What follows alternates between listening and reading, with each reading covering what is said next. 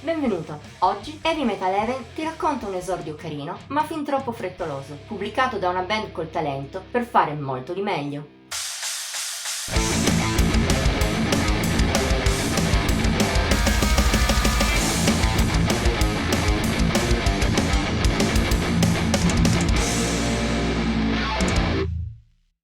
Alternativo alla massa. Così, poco più di un anno fa, definivamo il suono degli statunitensi Sleepless sulla vecchia Wetland.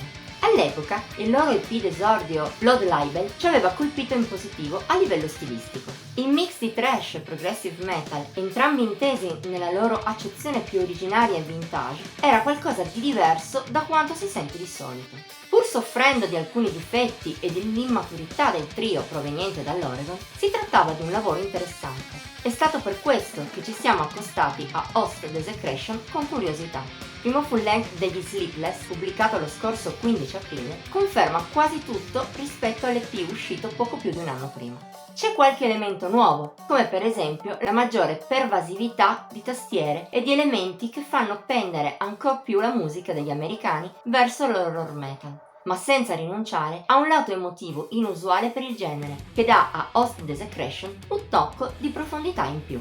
Per il resto, però, ben poco è cambiato a livello stilistico, e anche i pregi degli Sleepless sono sempre gli stessi. Gli americani ancora riescono a variare bene e a dare a ogni loro brano una personalità ben distinta. Purtroppo, nella loro musica sono presenti anche gli stessi difetti, come la tendenza a mettere troppa carne al fuoco, perdendo di vista la musicalità. Un problema che in Host Desecration si amplifica, con una propensione a strafare non molto costruttiva. La vera pecca del disco, in parte all'origine anche delle altre, è tuttavia la sensazione che gli Sleepless hanno realizzato quest'album con molta fretta. Magari l'hanno fatto sull'onda dell'entusiasmo, ma sembra lo stesso che non abbiano neppure provato a crescere e maturare. Ciò è testimoniato non solo dalla presenza di tutti e 4 i brani già presenti in Blood Libel, il che peraltro non dà fastidio. La prova migliore sono brani come The King Who's Not There, con diversi spunti interessanti, non sfruttati a dovere e annegati in una vuota volontà di essere progressivi a tutti i costi.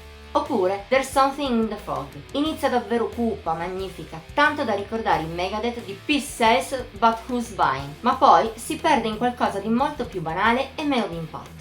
Entrambi i pezzi dimostrano come il gruppo non abbia studiato a dovere le proprie composizioni, il che è importante sempre, ma in special modo in un genere complicato come il loro. Non che Host Desecration sia così negativo, le abilità degli statunitensi riescono lo stesso a mostrarsi in parte, specie in alcuni momenti topici che da soli danno valore all'album. Tra di essi si possono citare Bite the Hands That Bleed, complessa ma ben impostata per evocare un'atmosfera insieme truce e in qualche modo intensa. In più, i brani dell'EP brillano anche qui, merito anche del fatto che sono state adattate per integrarsi nella tracklist e in parte persino rese più incisive. Così sia la nervosa title track sia la torva Blood Libel, a Vampiric Tale, funzionano bene. Ma The Man Who Called No Sleep fa ancora meglio, andando a concludere il disco col suo picco assoluto.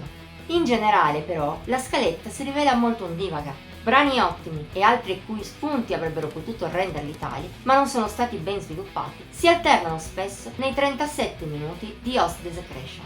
Il risultato è un lavoro a due facce. Merita un ascolto per alcuni spunti, ma il suo livello solo discreto lascia l'amaro in bocca. Se il grande talento degli Sleepless è indubbio, lo è anche la loro immaturità. Per quanto ci riguarda, speriamo che dopo quest'album il gruppo si fermi un attimo e cerchi di raccogliere meglio le idee, a scopo di tirar fuori finalmente un album all'altezza della classe che gli americani in parte riescono già a mostrare in questo inizio di carriera. Voto di Heavy Metal Heaven 73 su 100.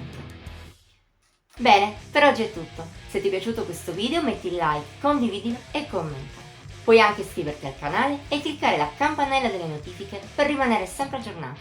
Ti invitiamo inoltre a seguirci su Instagram, Facebook e Pinterest. Trovi i link qui sotto in descrizione. Ci vediamo la prossima volta!